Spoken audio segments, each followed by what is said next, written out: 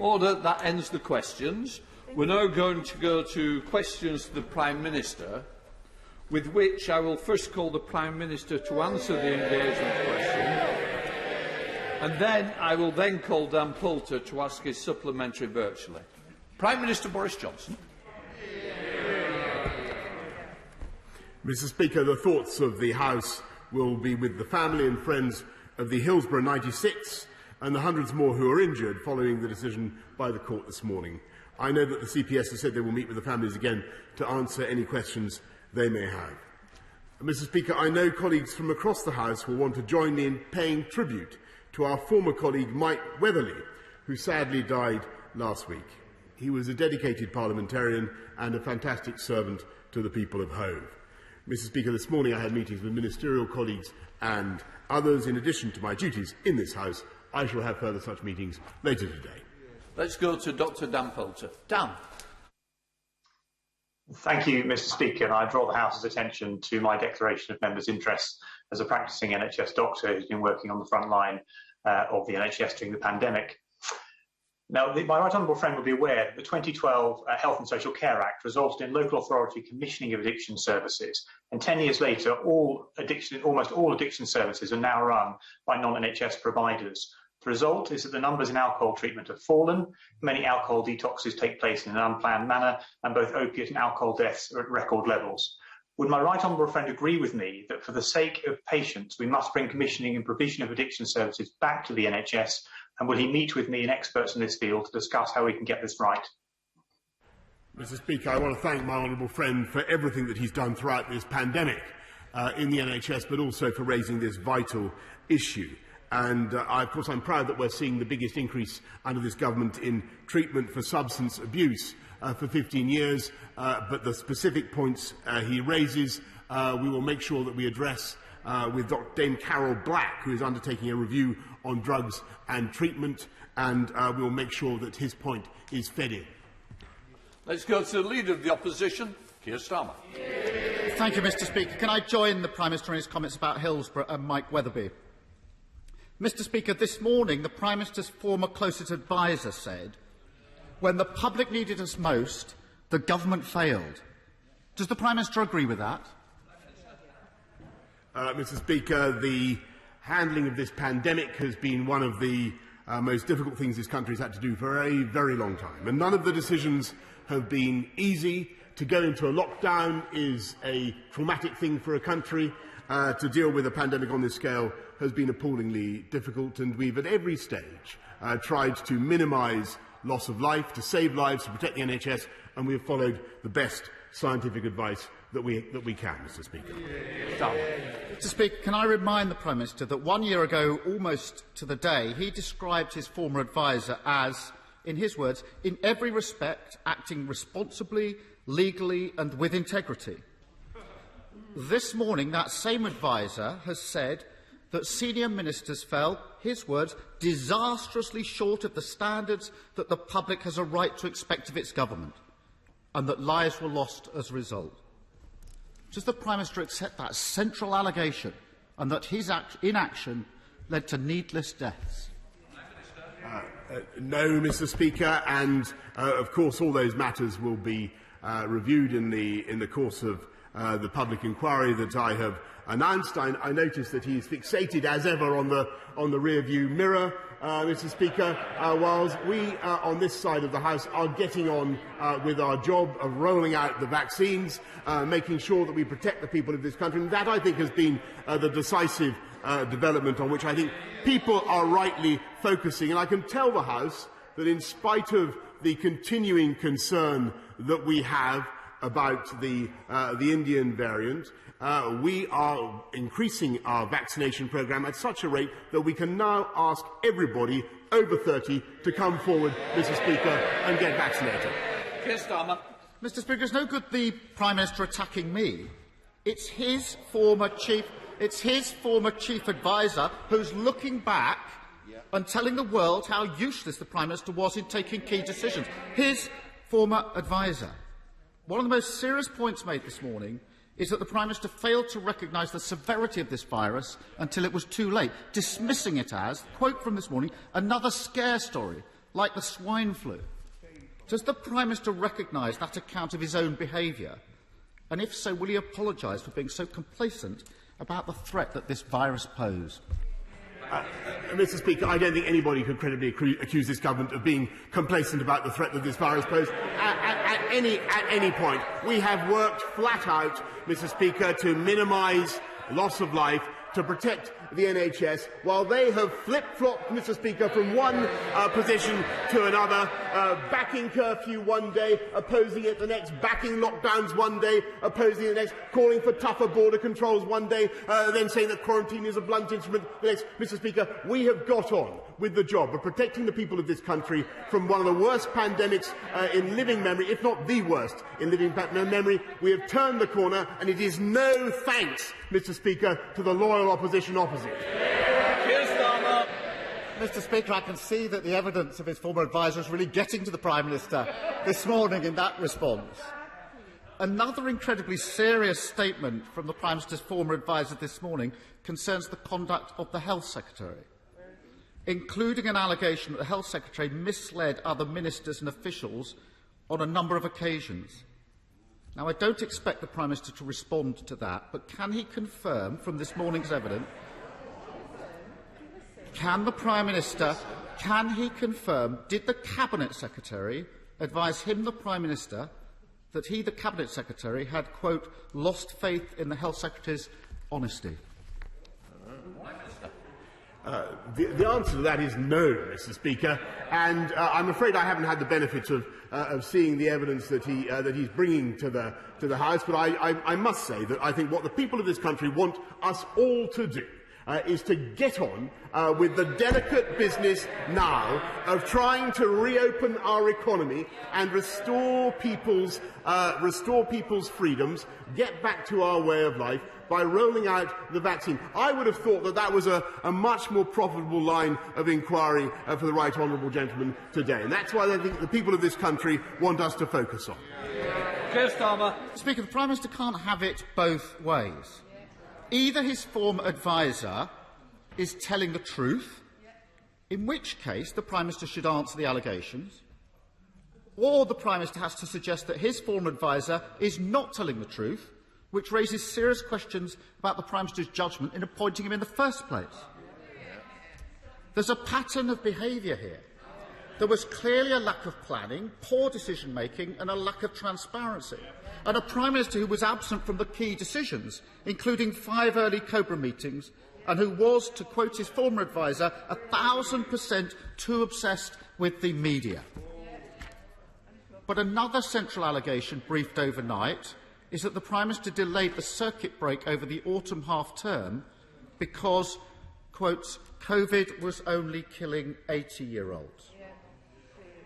Can I remind the Prime Minister that over 83,000 people over 80 lost their lives to this virus, and that his decision to delay for 40 days from the sage guidance on the 21st of September until the 31st of October will be seen as one of the single biggest failings of the last year? Now having been told of the evidence, does the Prime Minister accept that he used the words COVID was only killing 80-year-olds, or words to those effect? Prime Minister. Mr. Speaker, we saw what happened during the pandemic, and particularly he talks about the September lockdown and my approach to it, and the very, very difficult decision that the country faced. And of course, this will be a matter for the inquiry to go into. But we have an objective test, Mr. Speaker, in the sense that there was a circuit breaker of the kind he describes in Wales. It did not work, and I'm afraid, Mr. Speaker, I'm absolutely confident that we took the decisions in the best interests of the British people. When it comes to hindsight, Mr. Speaker, I could just remind the right honourable gentleman that he actually, he denied this at the time, and then had to correct it, but he voted to stay in the European Medicines Agency, Mr. Speaker, which would have made it impossible for us to do the vaccine rollout at the pace that we have. Mr. Speaker, it's not me giving evidence this morning, it's his former adviser. And I note the Prime Minister is careful not to refute these allegations. Mr. Speaker, what we're seeing today is the latest chapter of a story of confusion, chaos and deadly misjudgments from this government. From a Prime Minister governing by press release, not a plan. In the last 24 hours, we've seen the same mistakes made again, with the ridiculous way 1.7 million people in Bolton, Burnley, Bedford, Blackburn, Kirklees, Hounslow, Leicester and North Tyneside have been treated. In the light of the drip of these very serious allegations and the failure of the Prime Minister to provide even basic answers and continuing mistakes affecting millions of people, does the Prime Minister now recognise he must bring forward the timing of the public inquiry into COVID and that it should start this summer and as soon as possible? No, Mr. Speaker, as I've said before, I'm not going to concentrate valuable official time on that now, whilst we're still battling a pandemic. And I thought, actually, that was what the House had agreed on. And, Mr. Speaker, he continues to play these pointless political games whilst we get on with delivering on the people's priorities. 14 new hospitals, 8,771 more police on our streets. Now, we're getting on with sorting out the railways, Mr. Speaker. We're giving the young people the opportunity of home ownership in a way they've never had before, with 95% more mortgages, and we've delivered 60 million vaccinations across this country, more, and he loves these European comparisons, Mr. Speaker, more than any other European country, including 22 million second doses. And that, with great respect to the Right Honourable Gentleman, I believe that is the priority of the British people. That's really what they're focused on, whilst he voted to stay in the European Medicines Agency. They vacillate, Mr. Speaker. We vaccinate. They deliberate. We deliver. Tom Tugendall. Thank you, Mr. Speaker. I'm sure my right honourable friend, the Prime Minister, remembers with great fondness his trip of July last year to the Discovery School in Kings Hill, but he probably remembers best his meeting with Tony Hudgell, an amazing and inspirational young boy who had at that point already raised £1.5 million for charity and been awarded by my right honourable friend the Points of Light award that he so generously hands out to those who've achieved so much. Will he join Tony and Tony's parents, Paula and Mark, and me, and many others around the country in campaigning for Tony's Law, New Clause 56 to the Policing, Crime and Sentencing Bill? This is a very minor change to a very important bill that would bring child abuse sentencing in line with that of adult abuse. I know he has put his heart into this space, and I'm sure we can all look forward to his support. Minister. I thank my honourable friend, and of course I remember Tony very well. I remember his incredible campaign and the amount of money he raised, and I thank him for it. And all I can say is it is very, very important that cases like that, injustices such as that suffered by Tony, do receive the full force of the law. And it is people who commit serious offences against children can receive exactly the same penalties as those who commit serious offences against adults. But we will keep this under review, Mr. Speaker. And if there is a gap in the law, and I will study his amendment very closely, if there is a gap in the law, we will make sure that we remedy it. Leader of the SNP, Ian Blackford. Thank you, Mr. Speaker. And can I associate myself with the remarks of Prime Minister for those seeking justice for Hillsborough? To quote the song, "You'll never walk alone." Mr. Speaker, 128,000 people have died of coronavirus in the United Kingdom. This morning, the Prime Minister's most senior former adviser, Dominic Cummings, apologised on behalf of the UK Government. He said, "When the public needed us most, we failed. We know that the Prime Minister made a series of catastrophic errors throughout the crisis. He went on holiday when he should have been leading efforts to tackle the pandemic. He was too slow to go into lockdown. He failed to secure our borders. He sent millions of people back to their offices prematurely." There is no doubt that these mistakes cost many thousands of lives. When even a disgraced figure like Dominic Cummings is willing to own up and apologise, isn't it time that the Prime Minister does the same? Mr. Speaker, I take full responsibility for everything that has happened, and I've said, as I've said before, and he will recall, both in this House and elsewhere. I am truly sorry for the suffering that the people of this country have experienced. But I maintain my point that the government acted throughout with the intention to save life and protect the NHS, and in accordance with the best scientific advice. That's exactly what we did. Ian Blackford. Thank you, Mr. Speaker. The evidence we've heard this morning is extraordinary, but sadly not surprising.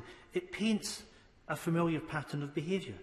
A negligent Prime Minister, more concerned with his own self-interest than the interests of the United Kingdom. When people were dying, the United Kingdom government was considering chicken pox parties and joking about injecting the Prime Minister with COVID live on TV. We had a circus act when we needed serious government. Isn't it the case that what the country needed leadership most, the Prime Minister was missing in action? Thousands have paid the ultimate price for his failure. When will the Prime Minister finally accept responsibility for the failures of his government? Mr. Speaker, as I've said repeatedly in this House, I take full responsibility for everything that the government did and will continue to do so. And one of the reasons we've set up an independent public inquiry is I believe the people of this country do deserve to have daylight shone on all the issues he raised. I must say I don't recognise the events that he describes, but I do think that we acted throughout with the intention of saving life, of protecting the NHS, and of taking the country through the worst pandemic for 100 years. And I think I think it's also true that we're in a much more fortunate position now, thanks to the efforts of the British people and the fastest vaccine rollout in Europe, and I'm grateful for that as well. Mr. Speaker, I spent Monday morning at the Fitz Country House in Cockermouth with an alpaca called Boris. Cumbria sees significant numbers of tourists in any normal year, but Cumbria is not just lakes. We have some real gems in my constituency of Workington, outside the National Park. We have a real opportunity for the UK this year, for the UK hospitality industry this year, as people choose to holiday here. Would my right honourable friend consider a short break in my constituency where I might facilitate an introduction to Boris? Well, I'm so grateful to my honourable friend. I would love to come and meet the alpaca called Boris. But more importantly, we want to support the tourism in his constituency, which is why we've so far provided over £25 billion of support, including £1.5 billion to support projects such as the Carnegie Theatre Trust. And since this week is English Tourism Week, Mr. Speaker, I encourage everyone to make the most of the tourism on their doorstep. Go to Stephen Farry. Stephen. Thank you, Mr. Speaker. The EU settlement scheme closes on the 30th of June. While the Home Office has finally published guidance on late applications, the government is failing to provide clarity on what will happen to those who miss the deadline and then fall under the remit of illegal working legislation. So can the Prime Minister assure the House that EU citizens or non-EU family members who miss the deadline will not face potential criminal liability if they continue to go into work? Mr. Speaker, I'm sure that the law will be extremely merciful to anybody who finds themselves in a difficult position, but I would just remind the honourable gentleman that so far 5.4 million EU nationals have applied successfully for the EU settlement scheme, which is about, as far as I can remember, about 2 million more EU nationals than we thought were in the country in the first place. Thank you, Mr. Speaker. Would the Prime Minister join with me in praising Wrexham and Denbighshire councils for the dynamic proposals that they are putting forward in their joint bid for the Levelling Up Fund in Clwyd South, including regeneration of the Trevor Basin, improvements for Chirk and Llangollen, and investment in Corwin Station and the surrounding area? Can I tell my honourable friend what a joy it is to hear him campaigning for Chirk and Corwin and Llangollen after I tramped around those beautiful places entirely fruitlessly many years ago in search of the Conservative vote. Thank you for what you've done. Thank you for continuing to champion those wonderful and beautiful spots. Gerald Jones. Thank you, Mr. Speaker. When any member of this House is suspended for 10 days or more because of a Standards Committee report, constituents can then recall that member. When the independent expert panel suspend a member, this can't happen. The Prime Minister a moment ago was talking about closing loopholes in legislation. So will the Prime Minister introduce emergency legislation to close this particular loophole? And does he agree that it would be completely dishonourable for any member to exploit that loophole and should instead do the decent thing and resign? Mr. Speaker, I will take that. I take that point very seriously. I will study what the implications of what he says. I think if he's referring to any a Conservative member who's recently had the whip taken away, then he can take it that that member has already had condign punishment. Catherine Fletcher. Thank you, Mr. Speaker. Last Thursday, about 1 o'clock in the morning, 3 young people popped out to Mackie D's, as you do. They noticed a Leyland shop massively on fire, and did they drive past? No. They rang the fire brigade, they stopped, they recruited a passerby, they climbed over fences and walls to raise the alarm for the residents living in the flats above them. Now, during the pandemic, community spirit's been really important to all of us keeping going. So does the Prime Minister share my admiration for Kim, Zach, Shania and Robin? And will he join me in thanking them for showing British community spirit and true Lancashire grit? Yeah. Yes, Mr. Speaker, I thank my honourable friend for singling out this act of this intrepid act of quick thinking and selflessness, and I pay tribute to Kim, Zach, Shania and Robin, and I hope that they got their Mackie D's. There are over 4.3 million children, Mr. Speaker, and rising, growing up in poverty, including some 18,000 in Harrow. So will he agree to put right the error of a previous Prime Minister and commit to publish a strategy to tackle child poverty and ensure that no child is left behind? Mr. Speaker, it's vital that we tackle child poverty, and that's why we are uniting and levelling up across the country with the biggest programme of investment for a generation, if not more. But we're also seeing fewer households now with children in poverty than 10 years ago. But I perfectly accept that there is more to be done. Anthony Brown. Thank you, Mr. Speaker. I very much welcome the fact that government is investing heavily in upgrading the rail networks across the country, including opening lines that have previously been closed. But as a Conservative government, we've got a particular responsibility to the taxpayer to ensure value for money. East West Rail in my constituency's business case is largely based on commuting, but the pandemic means we're in the middle of a workplace revolution. If people work from home on average 2 days a week in future, that means a 40% reduction in commuting. Will my right honourable friend, the Prime Minister, commit to doing a review of the business case of East West Rail to ensure it remains value for money and to take into account the long-term impact of the pandemic? Mr. Speaker, I think my honourable friend is a great campaigner for Cambridgeshire and the rights of people of Cambridgeshire. However, my strong feeling is it would be a mistake now to go slow on investment in infrastructure purely on the basis that we think people will start working from home. In my long experience of this is that people need to travel, they will travel, the commuter bustle will come back, Mr. Speaker, and it needs to come back. Thank you, Mr. Speaker. A global minimum rate for corporate tax would help tackle tax avoidance by large multinational corporations and online giants. It would stop them undercutting British businesses who pay their fair share, and it would make a transformational difference to high streets and town centres at the heart of communities across the UK. Why is the Prime Minister the only G7 leader not to support this proposal? Why is he on the side of tax avoiders instead of British businesses and communities? Mr. Speaker, it was only a few months ago that the Labour Party, the Labour front bench, opposed the corporation tax increases that we put in. They're now opposed to the government's ability to cut corporation tax. Which side are they on? They've got to make their minds up. Let's go to Sir Robert Neal. Robert. Thank you, Mr. Speaker. Like me, the Prime Minister represents a constituency in London's commuter land, so he'll be well aware of the small businesses, sole traders, many of them, who operate the coffee stores and newsagents and so on our railway stations.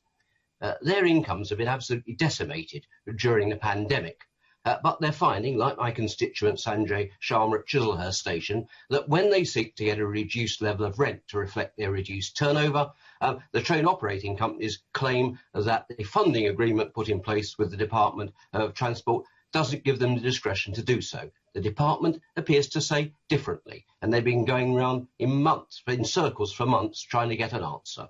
Will the Prime Minister use the authority of his office, please, to bang heads together and get a solution for them? Because if they go broke and we have empty units, that's no income for anybody.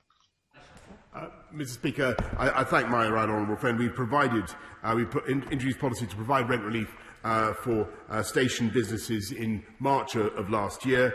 All train operators, including South Eastern in his constituency, are able to offer business support to their stations. I understand the point he makes about the discrepancy of views. Can I undertake him to arrange a meeting with him and the relevant minister to take it forward? Let's go to Rachel Muskell. Rachel. Thank you, Mr. Speaker. I have asked the Prime Minister a series of questions about charities. In November, he promised support. By March, he turned his back. But this month, he broke that promise, giving them nothing this winter. His words and deeds are as unfaithful as his principles and beliefs. There's neither the commitment to honour his word, the capacity to care, nor the compassion to act. Does the Prime Minister really believe that charity is all about supporting him and his lifestyle, or recognise charities now 10 billion in debt and struggling to survive need government support to help people in real need? Prime Minister. Mr. Speaker, I think charities perform an amazing and invaluable role in our society and in our lives, and we need them. And that's why we've supported charity shops throughout the lockdown with grants and with restart grants. And the roadmap means that those shops are now able to open again. But in addition, we had a £750 million targeted package of support for charities, helping more than 14,000 organisations across the country, including funding for hospices, homelessness charities and shelters for victims of domestic abuse and many others, Mr. Speaker. Peter Roberts. Thank you very much, Mr. Speaker. The fishing industry in East Anglia has had a hard time of it in recent years. However, with Brexit done, albeit in a way that left many disappointed, there is now an opportunity to turn the corner. The Reef, that's the Renaissance of East Anglian Fisheries Strategy, sets out an exciting and ambitious programme for the future. Is the Prime Minister able to say how the government will work with fishing communities, such as that in Lowestoft, to revive the industry in East Anglia?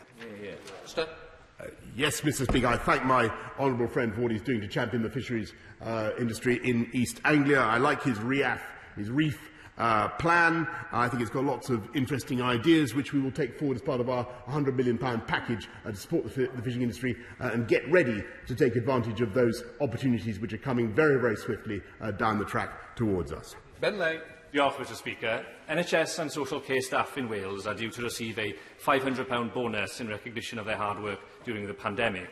But staff on universal credit stand to lose out due to the way in which the reward is recognised in regulations as earned income. So instead of receiving a thank you bonus at the end of the month, many NHS and social care staff will be punished with a deduction of up to 63% to the universal credit. Will the Prime Minister look to amend Regulation 55 of the Universal Credit Regulations to create an exemption to ensure that all NHS and social care staff in Wales benefit fully from this well-deserved bonus? Prime Minister. I'm grateful to him for raising that point, and of course I want to repeat my gratitude to the nurses of this country, the NHS and social care staff who've done incredible work throughout this pandemic. He makes a particular point about the UC, the taper in universal credit, and I will make sure that he has a meeting with the relevant minister who will set out the detail on the issue he's raised. Let's go to Jonathan Lord. Jonathan. Thank you, Mr. Speaker. On behalf of my constituent Seema Misra and other wrongly convicted sub-postmasters, I'm grateful that the vital inquiry of Sir William Williams into this scandal has now been given more teeth. However, there is widespread concern shared by Post Office CEO Nick Reed that the compensation received by the sub-postmasters who were party to the civil litigation at the High Court was simply not fair. Can I urge the Prime Minister to ensure that these civil litigant sub-postmasters will be included in the anticipated government compensation scheme? Prime Minister. I thank you for raising this issue. I might say a tragic case of injustice, and I've met some of the post office, the postmasters and sub-postmasters who've been affected by this miscarriage of justice. As he knows, the government wasn't party to the initial litigation nor the settlement that was agreed, but we are determined to ensure that postmasters, sub-postmasters are fairly compensated for what happened. Angus Brendan MacNeill. Mr. Speaker. Mr. Speaker, Brexit and Scottish independence are indeed very different, but referendums are much the same. Now, in 2016, without interference, the European Union respected the UK in the Brexit referendum process. Unfortunately, the last Scottish referendum did not see Scotland get the same respect. London politicians promised Scotland a place in the European Union. Clearly, they won that referendum very clearly on broken promises. In the autumn, when the Scots Government has dealt with the health effects of the pandemic, the economic part are going to require independence, as Norway and Ireland prove. So, Prime Minister, will Scotland be shown the same respect in the UK as the UK got in the EU? And this time, can our democracy not be interfered with and our referendum certainly not blocked? Prime Minister.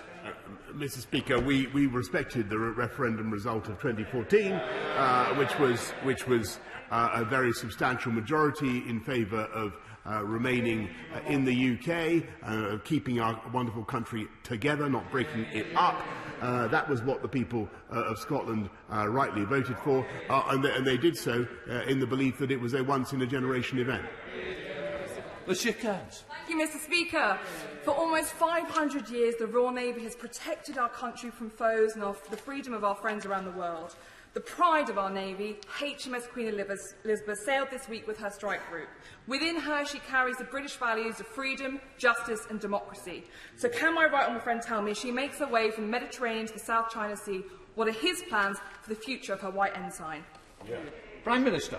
It was fantastic to be aboard HMS Queen Elizabeth, which is a vessel longer than the Palace of Westminster itself, Mr. Speaker, and forms a more eloquent statement in many ways than many of the many speeches or indeed interventions that we've heard this afternoon about Britain's role in the world and our determination to expand shipbuilding and expand our naval presence, which not only is good for the UK and good for the world, but good for jobs and growth around the country. Thank you, Mr. Speaker. COVID has now triggered the first global rise in extreme poverty this century. But at the G7, the Prime Minister could act.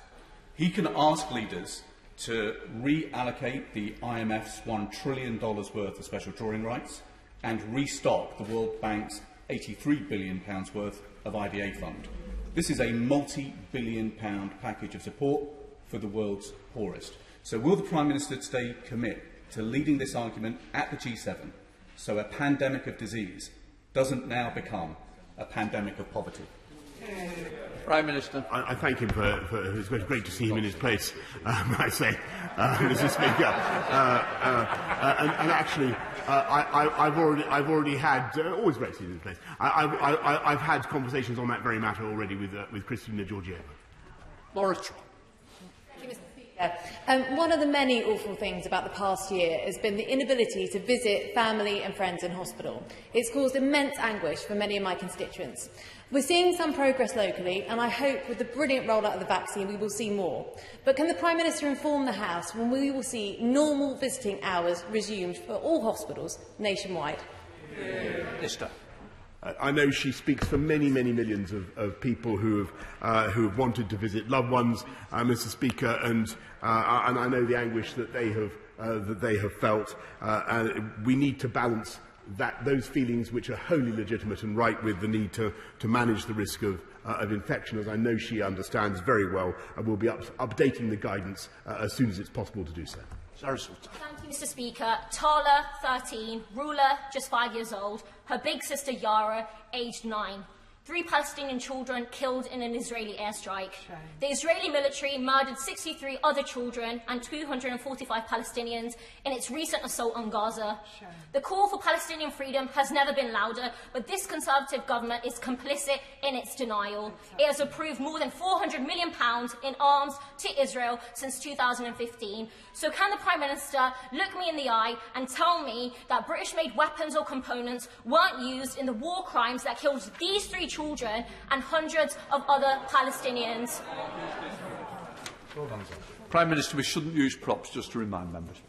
Mr. Speaker, I think that the whole House understands that nobody wants to see any more of the conflict, of the appalling conflict that we've seen in Israel and Gaza.